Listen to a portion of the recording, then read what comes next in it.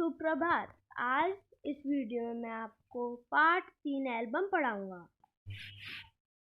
सांझ के बाद वे लाला सदानंद के पास गए और 500 रुपए सामने रखकर बोले, परमात्मा का धन्यवाद है कि मुझे इस मार से छुटकारा मिला। अपने रुपए संभाल लीजिए। आपने जो दया और सज्जनता दिखाई है उसे मैं मरते दम तक न भूलूंगा। लाला सदानंद ने हैरान सा होकर पूछा, पंडित जी, क्या सेठ ने एल्बम खरीद लिया? जी हाँ, खरीद लिया। और रुपए भी आ गए? जी हाँ, 1000। जी हाँ। नहीं तो मुझ गरीब ब्राह्मण के पास क्या था जो आपका ऋण चुका पाता? परमात्मा ने मेरी सुन ली। मेरा विचार है कि आप ये रुपए अपने पास ही रखें। मैं आपका यजमान हूँ। मेरा धर्म है कि आपकी सेवा करूँ। अगर मैंने 4 पैसे दे दिए तो कौन सा गजब हो गया? पंडित जी की आंखों में आंसू आ गए। वे बोले, आप जैसे सज्जन संसार में बहुत थोड़े हैं। परमात्मा आपको चिरंजीवी रखे, मगर अब तो मैं ये रुपए न लूँगा। इतने वर्ष आपने मांगे तक नहीं, मुझे आज हल्का होने दीजिए। लाला सदानंद ने चुपचाप रुपए रख लिए। मनुष्य रुपए देकर भी ऐसा प्रसन्न हो सकता है, इसका अनुभव उन्हें पहली बार हुआ। 6 महीने बीत गए। लाला सदानंद बीमार थे। पंडित शादीराम उनके लिए दिन रात माला फेरा करते थे। एक दिन लाला सदानंद चारपाई पर लेटे थे। पास पड़ी चौकी पर पंडित शादीराम बैठे रोगी को भगवत गीता सुना रहे थे। एकाएक लाला सदानंद बेसुध हो गए। पंडित जी ने गीता छोड़ दी और उनके सिरहाने बैठ गए। स्त्री गर्म दूध लेने के लिए बाहर दौड़ी और माँ घबराकर बेटे को आवाज़ देने लगी। उसी समय पंडित जी को रोगी के सिरहाने के नीचे कोई चुभती हुई चीज़ जान पड़ी। उन्होंने नीचे हाथ डालकर देखा तो उनके आश्चर्य की सीमा न रही। वह सख्त चीज़ वही एल्बम थी जिसे किसी सेठ ने नहीं बल्कि स्वयं लाला सदानंद ने खरीद लिया था।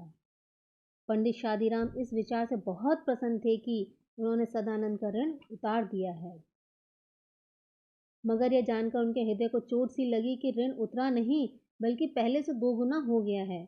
उन्होंने एक ठंडी सांस भरी। कुछ देर बाद लाला सदानंद को होश आया। उन्होंने पंडित जी से एल्बम छीन लिया। धीरे से कहा, यह एल्बम अब मैंने सेठ साहब से मंगवा लिया है।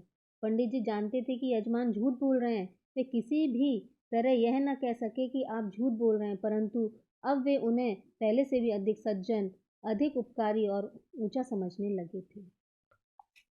अब मैं आपको इसका मतलब समझाती हूँ, आखिर ये कहना क्या चाह रहे हैं। शाम का टाइम था। लाला सदानंद के पास शादीराम जी 500 रुपये लेकर गए और बोले कि आप इनको वापस ले लीजिए, मैं कर्जे से मुक्त हो जाऊंगा। लेकिन सदानंद जी बोले, नहीं पंडित जी, तुम इसे रखो। मतलब मैं नहीं लेना चाहता, तुम रखो, मैं तुम्हारे लिए इतना भी नहीं कर सकता हूँ क्या? तो उन्होंने बोला, नहीं नहीं तो फिर मैं जीवन में कैसे ऋण से कैसे जाऊंगा मैं? इतने में पंडित जी की आंखों में आंसू आ गए। बोले कि इतने दयावान इंसान भी हो सकते हैं इस संसार में, मुझे नहीं मालूम था। लाला सदानंद बोले कि नहीं, रहने दीजिए, मुझे नहीं चाहिए। लेकिन शादीराम ने अपने 500 रुपये उन्हें लौटाए और बहुत ही आनंद का अनुभव किया। तो सदानंद जी सोचे कि क्या आज के डेट में भी ऐसे इंसान हैं कि अपना मतलब पैसे दे के इतने खुश हो जाते हैं? तो इनको देख के लगता है कि नहीं, अभी भी संसार में अच्छे लोग हैं। एक दिन क्या हुआ, लाला सदानंद बीमार पड़ गए। अब पंडित शादीराम जी उनके पास बैठे हुए थे। इतने में उन्हें थोड़ी सी तबीयत अच्छी नहीं लग रही थी सदानंद जी, और वो बेसुध से हो गए थे। बेसुध होने के बाद पंडित जी ने देखा कि उनके चारपाई के नीचे कुछ सख्त सख्त सी चीज़ें चुभ रही है। तो उन्होंने जब निकाल के देखा तो वो एल्बम थी। एल्बम किसी और ने नहीं, खुद सदानंद जी ने खरीदी थी। वो देखकर उनकी आंखों में आंसू आए और जो पहले मानते थे उससे कहीं ज़्यादा सदानंद जी को पंडित जी मानने लग गए। और पंडित जी को लगा कि मेरा कर्ज चुका नहीं बल्कि दुगना हो गया है।